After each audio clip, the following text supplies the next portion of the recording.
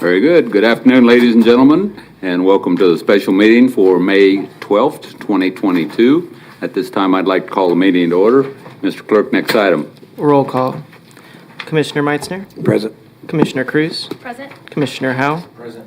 Commissioner Lopez. Present. Chairman Dennis. Present. Next item, please. New business. Item A.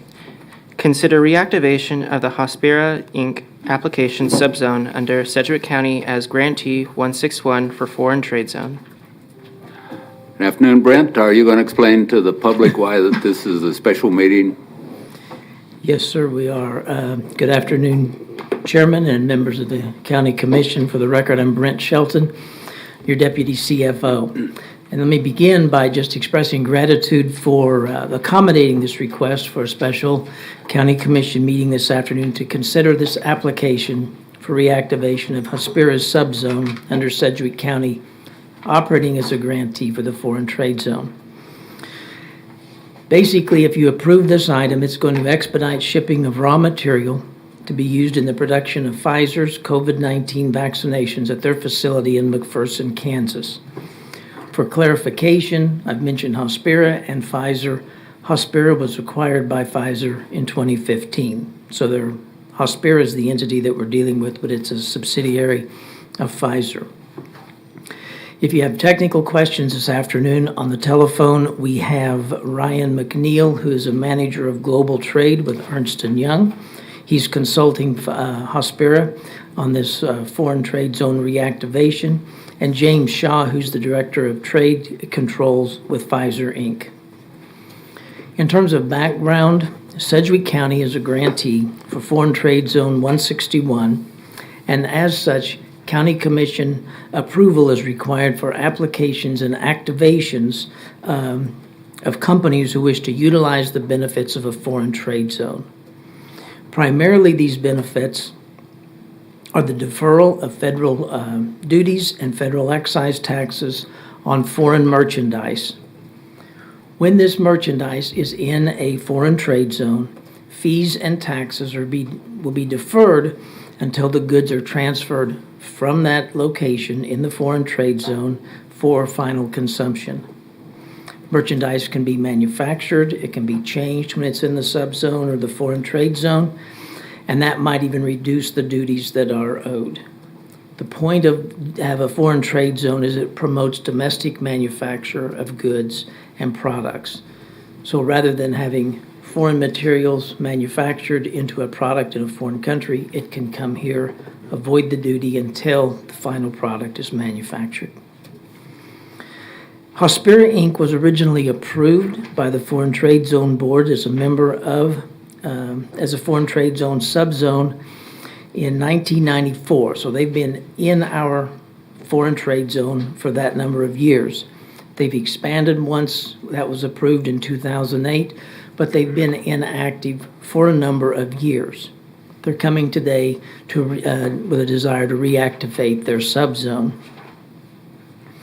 Now, Hospira is waiting on this approval so they can immediately begin to transport shipment of a product to the facility in McPherson for production of COVID-19's vaccination that's made by Pfizer. It'll be used domestically as well as internationally, and the urgency of the request is due to some supply chain issues that have forced shortages of the vaccine in parts of the world. The Hospira facility in McPherson is one of the few licensed facilities that can make the vaccine. They have the refrigeration, because if you recall, the Pfizer vaccine has to be kept frozen until it's ready to be used. So it's got a real short shelf life.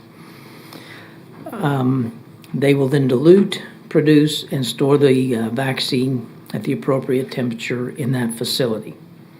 So today, before you, you have two documents.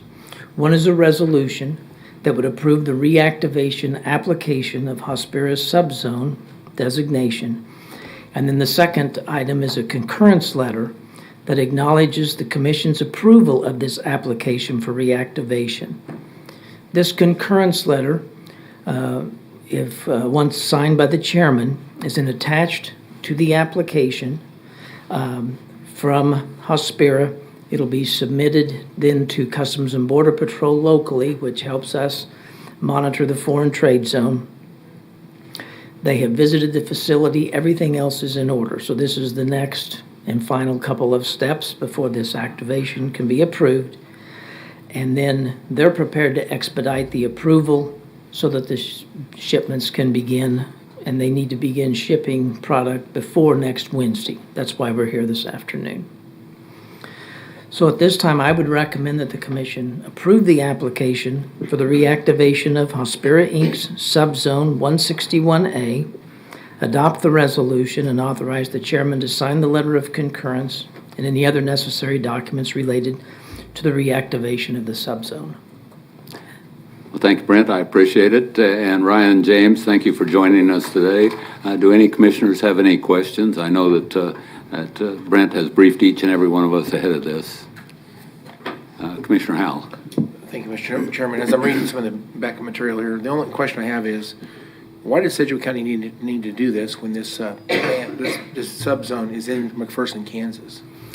Sedgwick County is grantee number 161 for the foreign trade zone. We cover a 14-county area, which includes McPherson. So that's under our jurisdiction. Interesting. Mm-hmm. Okay, that's all I got. Thank you. Thank you. And I don't see any other questions. And again, thank you for Ryan and James for being online. I don't see any questions for you either. I move that we take recommend that the commission approve the application for the reactivation of the Hospira Incorporated Subzone 161A, adopt the resolution, authorize me to sign the letter of concurrence and any other necessary documentation that are related to the reactivation of the subzone. Second. We have a motion and a second. Any discussion? Seeing none, Mr. Clerk, call roll. Commissioner Meitzner. Aye. Commissioner Cruz. Aye. Commissioner Howell. Aye. Commissioner Lopez. Aye. Chairman Dennis. Aye. Thank you very much. Does anything else need to come before the Board of County Commissioners? No, sir. Seeing nothing, we are going to adjourn the Board of County Commission meeting for May 12th, 2022. Thanks for everyone's participation in this. And we have budget hearings now. Are we ready to go directly into budget hearings, Mr. Manager? Yeah. Do you need a break before we? Public.